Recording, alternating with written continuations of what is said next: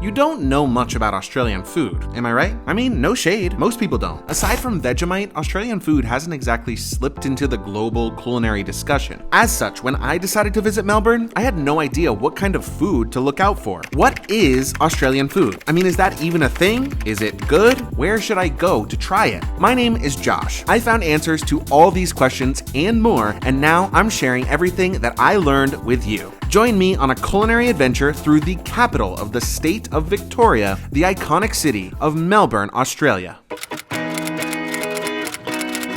When you think of espresso, you think of two things. One, Italy, the home and birthplace of espresso, the place that made it a global icon, and two, Sabrina Carpenter. But I'd like to add a third to the list. The most famous aspect of Melbourne's food and drink scene is actually its coffee. The locals will tell you that Melbourne has the best coffee in the world. And honestly, I'm fine to just defer to them on that one, because if you know me, you know I don't normally drink coffee. However, I do always want to try the local specialties. To that end, I visited Pellegrini's, which is basically iconic. It was opened by Italian immigrants way back in 1954 and was one of the first places in the city to use an authentic Italian espresso machine. It played a major part in installing Melbourne's coffee culture in general. So yeah, it's a big deal. I walked in and took my spot at the counter and ordered a double shot of espresso along with some tiramisu. It felt super fitting at a place like this to also have a proper Italian dessert. Drinking espresso is a bit like taking cough medicine for me. I just don't like it, but I'll tell you what, I was quite tired on this day and it did the job. I was bopping all around Melbourne after this. I mean, it definitely puts a good old spring in your step. Ultimately, I had a lot of fun with this and I don't like coffee. However, I know that most people do. So if you love coffee, you're going to love exploring the scene in Melbourne. And Pellegrini's is absolutely the place to start. But now that we've gotten the coffee out of the way, we have to talk about a couple genuine Australian mainstays that you must try on your visit to Melbourne.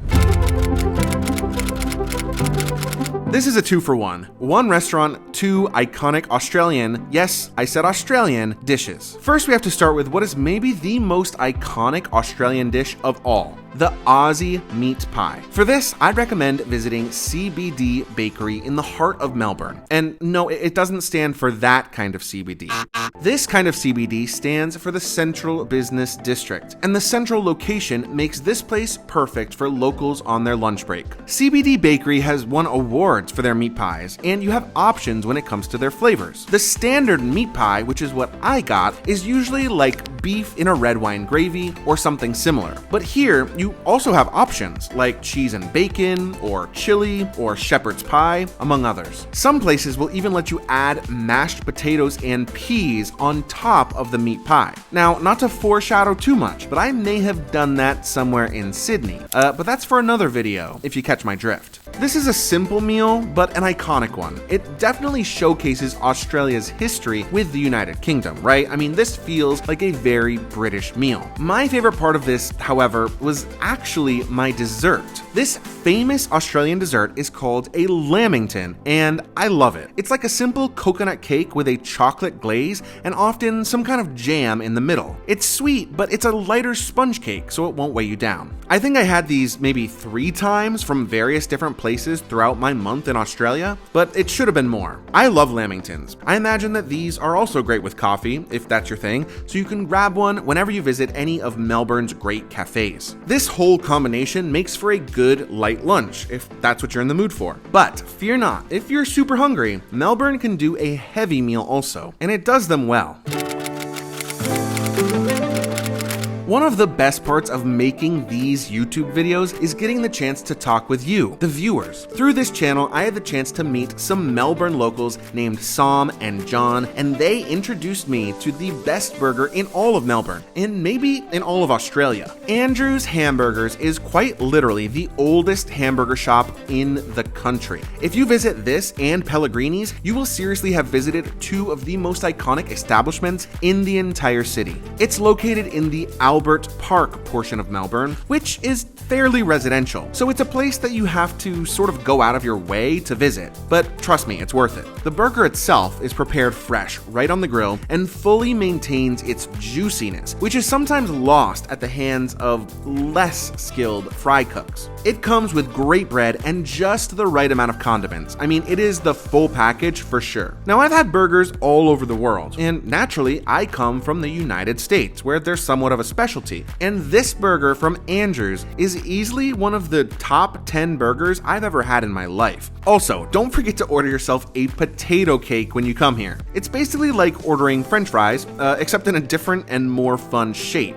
And just so you know, you will burn your mouth on this. It's just part of that Aussie charm. Speaking of Aussie charm, the employees inside were so friendly and warm, and they were just laughing and having a great time. I mean, I was only inside picking up my order for a few minutes, but I left feeling happier than when I came in. Everything about this experience was a blast, so don't miss a visit to Andrew's when you're in town. And everyone knows that if you're going to have a burger, you need to wash it down with a drink. And so I put together some options for you. A spot with really fun cocktails, if that's what you're into, or a really great historical pub.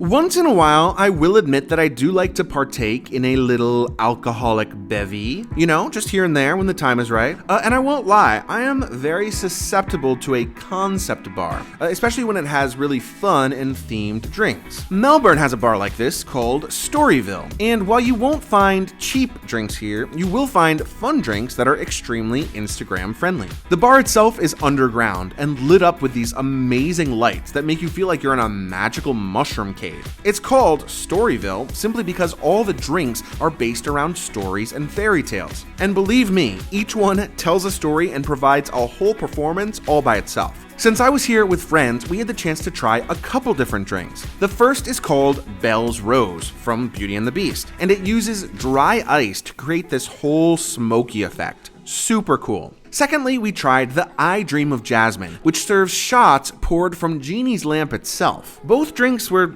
actually quite good, but based on the price, the experience itself is really why you come here. This is for fun and for photos on Instagram, ultimately. Now, if you're trying to get drunk, you can save a lot of money doing that at a pub elsewhere. And wouldn't you know it, I even have a proper pub to suggest for you. This is the Mitre Tavern, and this is the kind of place that you can actually get drunk in. This building is actually considered to be the oldest surviving building in all of Melbourne, dating back to the mid-1800s. And even to this day, the drinks flow freely from the tap, they are good, they are large, and ultimately, yeah, they're at a much more reasonable price than at Storyville. I actually even ate some of the food here. We had this amazing garlic bread, and I had the chicken parm with fries. It was a lot, but it was really great. Nothing about this meal screams uniquely Australian, but this building is without a doubt a piece of Melbourne history. And more importantly, good food is good food, and I was very grateful. I mean, I was just grateful to have had the chance to explore the food scene of Melbourne in general.